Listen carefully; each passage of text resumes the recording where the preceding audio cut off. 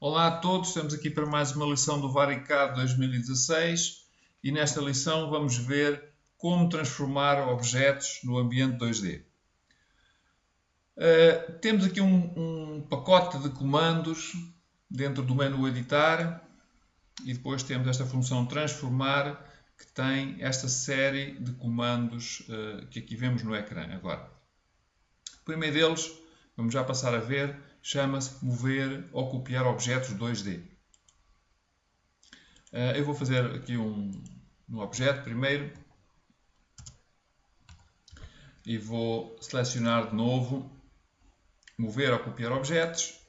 E para executar este primeiro comando eu basicamente tenho que fornecer apenas um vetor de translação. Okay? Vou dar aqui o ponto de centro, vou dar um vetor que poderia definir obviamente pelas funções que tenho aqui na minha barra de ferramentas. Clico. Podia usar esta distância agora do vetor ou, por exemplo, definir outra.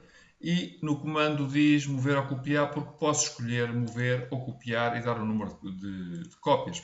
Vou só mover, não é muito importante. No fim, vou selecionar os objetos a aplicar este comando e confirmar pelos métodos normais. Ok, isto está feito. Segundo comando que vou mostrar aqui, portanto, isto depois aplica-se a vários deles. Portanto, o primeiro é com o fornecimento de dados, com vetores, translação e com informações. A segunda opção é sempre um modo dinâmico. Portanto, aqui temos o mover dinamicamente, em que podemos apagar ou não os objetos originais. E, para tal, basta-me selecionar o objeto, confirmar, dar um ponto de referência e veem que agora o objeto anda agarrado ao meu cursor. E deixo onde quiser, até posso inserir outros. Depois temos, vou fazer aqui uma reta, depois temos o rodar ou copiar objetos 2D. Mais uma vez temos depois a opção dinâmica, mas primeiro temos a opção em que fornecemos os dados. Portanto, centro de rotação, dou aqui uma das extremidades, dou um ângulo, positivo ou negativo, mais uma vez mover ou copiar, e seleciono a entidade e basicamente está feita a nova entidade alterada. Tenho também a possibilidade da rotação dinâmica, mais uma vez esta pergunta, seleciono os objetos, sempre, centro da rotação, ponto de referência, pode ser um qualquer, e agora deixo a reta onde quiser. Seguinte, temos aqui mover e rodar, pode fazer os dois comandos de uma só vez. Mais uma vez a mesma pergunta. Vou selecionar esta linha, confirmar, e agora isto é feito por pontos de referência. Portanto, primeiro ponto, segundo ponto, e agora posso localizá-los, dizer, por exemplo, o primeiro ponto está aqui e o segundo ponto está para este lado. Portanto, e basicamente eu não acabei o comando, mas viram que ele estava ali posicionado, fiz escape, deveria ter feito OK para ter aceito a inserção. Bom, mas basicamente com os pontos de referência, portanto, referencio a entidade que tenho e coloco-os noutro sítio qualquer. Executo os dois comandos de uma só vez. Depois temos a escala, centro da escala, qual o valor, posso deixar, por exemplo, este valor que está aqui, 1,5. Posso também mover ou copiar, que tem a ver com fazer mais cópias e deixar ou não o objeto original. Portanto, OK, dou o objeto ou os objetos que quero para referenciar e faço OK. E basicamente tenho o meu comando feito. Posso fazer também esta mesma escala de uma maneira dinâmica. Mesma pergunta, já conhecem. Tenho que dar mais uma vez o centro da escala e um ponto de referência. Portanto, e depois, dinamicamente, posso dar e fazer vários objetos de uma só vez. Comando seguinte, temos aqui o que chamamos o esticar. Eu vou apagar estes objetos, vou aplicar este comando aqui com outra possibilidade, penso que mais simples, para verem o comando.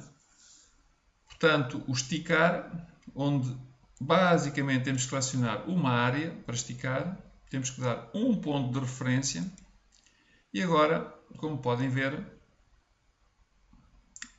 os vértices que eu selecionei dentro da minha janela de seleção ficaram libertos e podem ser reposicionados onde eu quiser. Ok?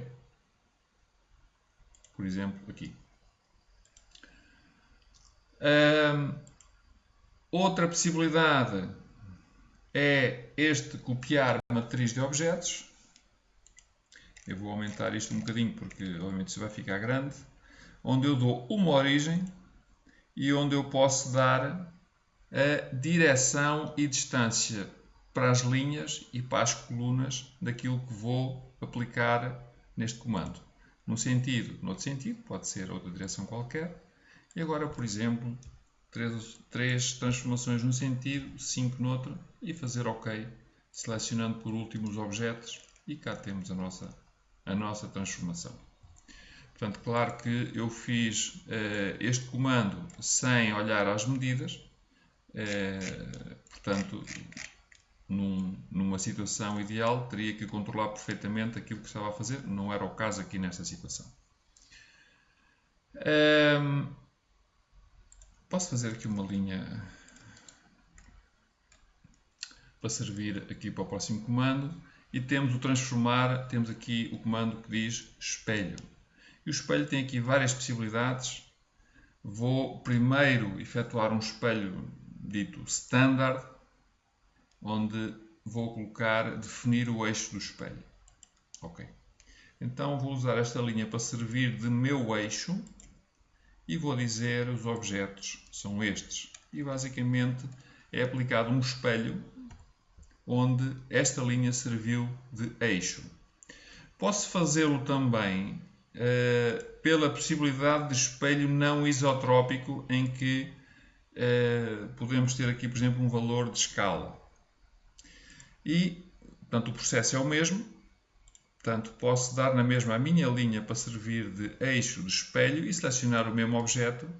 E veem que, neste momento, o que acontece é que o objeto em causa sofreu aqui uma deformação derivada ao estarmos a aplicar um espelho não isotrópico. Por último, existe um comando que se chama equidistante. Eu vou fazer aqui uma pequena geometria adicional para que possam ver aqui algumas possibilidades.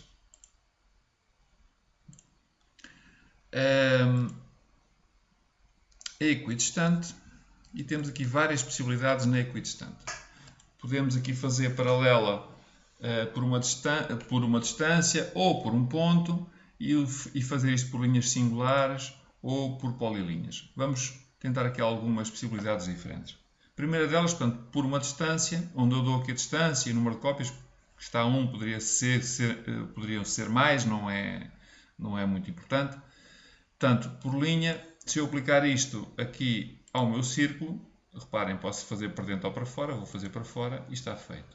Se eu fizer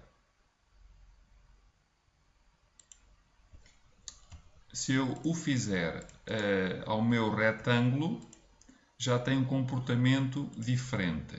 Portanto,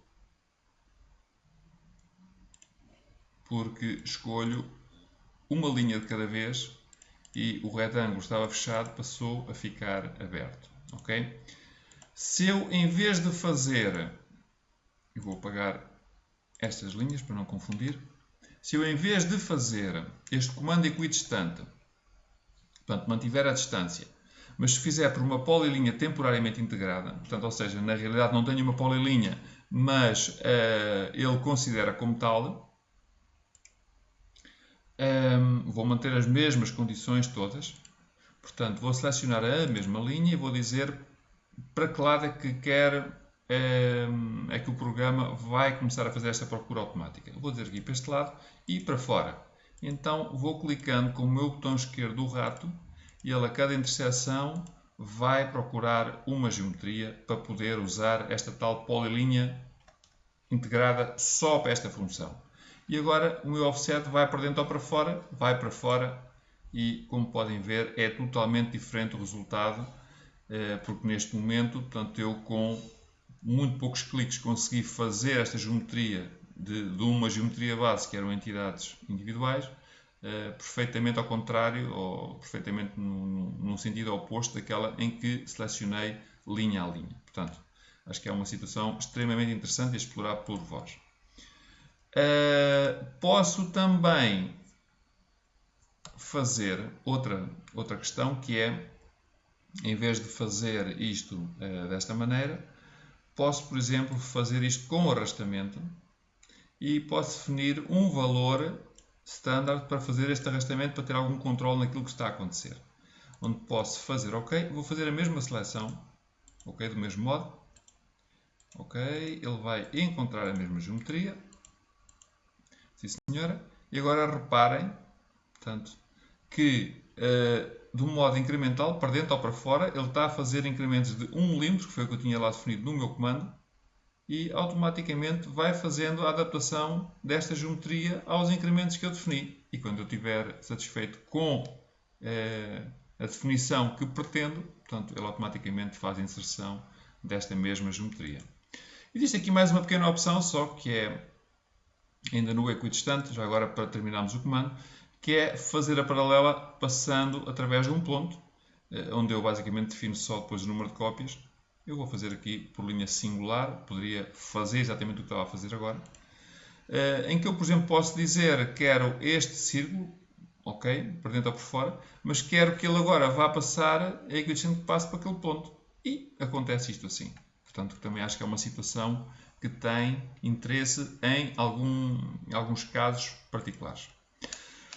Bom, com isto vimos os comandos disponíveis para transformar objetos 2D. Espero de facto que tenha sido clara a explicação e espero que isto vos ajude no vosso trabalho no dia a dia.